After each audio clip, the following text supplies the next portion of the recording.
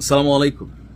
দেখেন, আমি মাঝে মাঝে ভিডিও বানাই যেহেতু নির্বাচনের আগ মুহূর্তে কোনো দলকে প্রমোট করে অথবা কোনো দলকে খাটো করে বা কোনো দলকে স্পেশালি নিয়ে আমি কোনো ভিডিও বানাই না। প্রতিদিন অনেক নিউজ আসে যেগুলোতে জামাতের সমালোচনা করতে হয়, বিএনপির সমালোচনা করতে হয়, এনসিপিরও সমালোচনা করতে হয়। সো আমার ভিডিও যারা আমাকে দীর্ঘদিন দেখেন, স্পেসিফিক কোনো দলের পক্ষে কোনো ব্যক্তির পক্ষে আমি আমার প্রচার প্রচারণা চালাই না। যারা ভাল লাগে, যেটা যৌক্তিক মনে হয় এটা নিয়ে কথা বলি।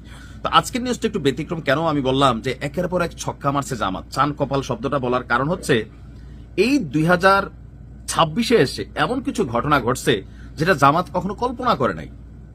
এই যে ধরেন, এইবার যে জামাত যে অ্যালায়েন্স করছে, এলডিপিতে থাকা কর্নেল অলি, বীর বিক্রম, মুক্তিযোদ্ধারা জামাতে জয়েন করবে, এটা একটা অস্বাভাবিক বিষয় ছিল না? অকল্পনীয় ছিল না? আপনি চিন্তা করেন, কখনো এমন ঘটছে? ঘটে নাই। কারণ মুক্তিযুদ্ধের জামাতের অবস্থান বিতর্কিত ছিল, তাদেরকে নিয়ে সারা বাংলাদেশ আজকের দিন পর্যন্ত এটার বোঝা তারা টানতেছে। কিন্তু 2026-এ এসে কেন মুক্তিযোদ্ধারা পর্যন্ত জামাতের আইডিয়ালিজম বিশ্বাস করতেছে? এটা হচ্ছে কর্মে। যে গেল সময়টাতে তারা তাদের কর্ম দ্বারা এমন কিছু প্রমাণিত করে ফেলছে যে মুক্তিযোদ্ধারা পর্যন্ত তাদের দলে যাচ্ছে। যে 1971-এ আমাদের মুক্তিযোদ্ধাদের একটা বড় লড়াই করতে হয়েছে এই তৎকালীন প্রেক্ষাপটে যারা জামাতের নেতারা ছিলেন বা কর্মীরা ছিলেন তাদের বিরুদ্ধে। আবার দেখেন, আমি গেল কয়েকদিন দেখলাম হাতিয়ায় এনসিপির যে হান্নান মাসুদ, তার এলাকায় 4 থেকে 500 বিএনপির নেতাকর্মী এনসিপিতে ঢুকে গেছে। মানে বিএনপি থেকে এনসিপিতে চলে আসছে। এটার ভিন্ন প্রেক্ষাপট আছে, সেটা নিয়ে আলাদা আলোচনা করা যাবে। কয়েকদিন আগে কক্সবাজার না কোথায় দেখলাম, সেখানেও বিএনপির নেতাকর্মীরা এখানে ঢুকে যাচ্ছে। এটা আসলে কেন হচ্ছে? জামাতের সাথে অ্যালায়েন্সের 10 থেকে আবার 11-তে যাচ্ছে। জামাত আসলে এই মুহূর্তে ইতিহাসের সর্বোচ্চ একটা পর্যায়ে আছেন। প্রথমত, ইউনিভার্সিটি নির্বাচনগুলোতে জামাতের নিরঙ্কুশ বিজয় একটা আত্মশক্তিতে বলিয়ান করছে। যেমন ডাকসু থেকে শুরু হয়েছে, ডাকসু জয়ের পর ধাপা ধাপ ধাপা ধাপ। আবার ধরেন এনসিপির একটা সমর্থন আছে মিনিমাম লেভেলে, ইয়াং জেনারেশন, এদের আবার বিভিন্ন শাখা প্রশাখা। এরা কিন্তু আবার ধরেন এই মুহূর্তে আলোচনা সমালোচনার মধ্যে বিএনপিরে ফালানো যাচ্ছে। কেন? কারণ বিএনপি তো ক্ষমতায় ছিল, যার কারণে দুর্নীতিও করছে, চুরিও করছে, ভালো কাজও করছে। আওয়ামী লীগ ক্ষমতায় ছিল, দুর্নীতিও করছে, চুরিও করছে, ভালো কাজও করছে। জামাত কিন্তু কখনো ক্ষমতায় ছিল না, অ্যালায়েন্স হিসাবে গেছে। 2, 4, 20, 50টা সিট হতে পাইছে বা 10-12টা সিট পাইছে, যার কারণে জামাতের নেতৃত্বে কখনো রাষ্ট্রে সরকার গঠন হয় নাই।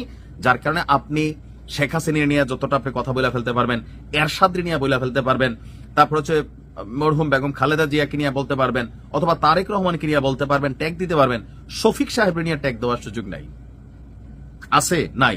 জামাতের 20টা নেতা নিয়ে আপনার আলোচনা সমালোচনার সুযোগ নেই। ওই যে লালা হুজুর, আমির হামজা, তার নিয়ে আপনি সমালোচনা করতে পারবেন, তবে সে জামাতের মধ্যে অনুপ্রবেশকারী হিসেবে চিহ্নিত, খুব যে একটা বড় মাপের নেতা তা না।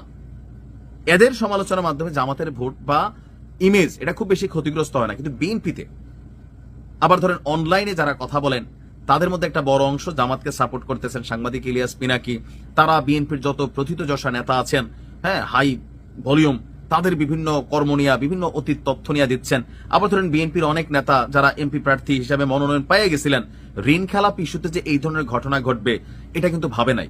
তো সবকিছু মিলিয়ে জামাতের একটা চান কপাল টাইপ ফিলিংস। এমনকি এই যে আমি আজকে যেটা বললাম যে বীর মুক্তিযোদ্ধা হারুনুর রশিদ, তিনিও যখন জামাতে যোগ দিলেন, তো মুক্তিযোদ্ধাদের সংখ্যা আস্তে আস্তে জামাতে বাড়তেছে। ওনার বাড়ি হচ্ছে কোথায়? দিনাজপুরে। দিনাজপুরের বোচাগঞ্জ উপজেলায় বাংলাদেশ জামাত ইসলামীতে যোগ দিয়েছেন একজন বীর মুক্তিযোদ্ধা। তিনি উপজেলার 2 নম্বর ঈশানিয়া ইউনিয়নের 9 নম্বর ওয়ার্ডের ডকচাই গ্রামের বাসিন্দা বীর মুক্তিযোদ্ধা হারুনুর রশিদ, গ্যাজেট নাম্বার 1151। তার বাবার নাম গোলাম কাদের। কেন এই লোক আসলে আসলো? তার ভিতরে একটা আইডিওলজি তৈরি হয়েছে, আর ধর্মগত একটা ইস্যু তো হালকা পাতলা আছে। যতই আপনি বুঝান ধর্ম আলাদা, জামাত ইসলাম আলাদা, বাট বাংলাদেশের কিছুটা শ্রেণী তারা বিশ্বাস করে এখনো জামাত ইসলামী ধর্মের রক্ষক। মায়েরা বোনেরা তো আছেই। আর জামাতের যে নারী উইংস কিভাবে কাজ করে আপনি কল্পনা করতে পারবেন না। খাইয়া না খাইয়ারা কাজ করে। আমাদের তারা কাজের পরে সিঙ্গারা টিঙ্গারা খোঁজে, হাদিয়া খুঁজে বা টাকার হিসাব করে, কিন্তু জামাত সর্বোচ্চ লেভেলে, কারণ তারা জানে এমন দিন আর আসবে না।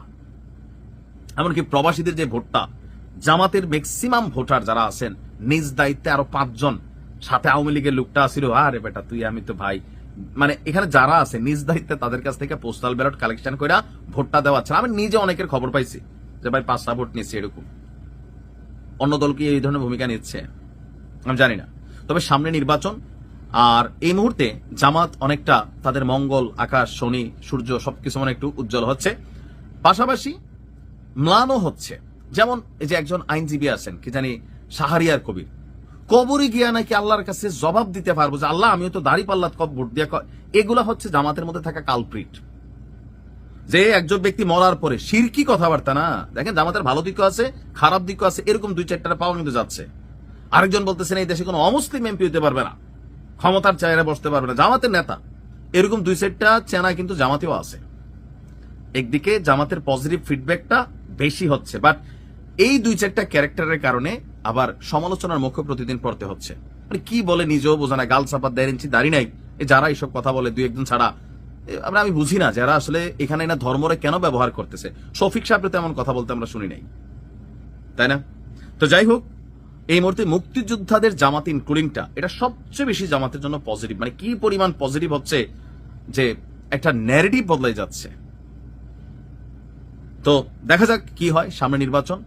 যারে ভোট দিলে আপনার কাছে ভালো লাগবে, আপনার এলাকার উন্নয়ন হবে, বাংলাদেশ নিরাপদ থাকবে, হোক সেটা বিএনপি হোক সেটা জামাত ইসলাম, প্রার্থী দেখবেন, যদি মনে হয় ভালো মানুষ ভোট দিবেন।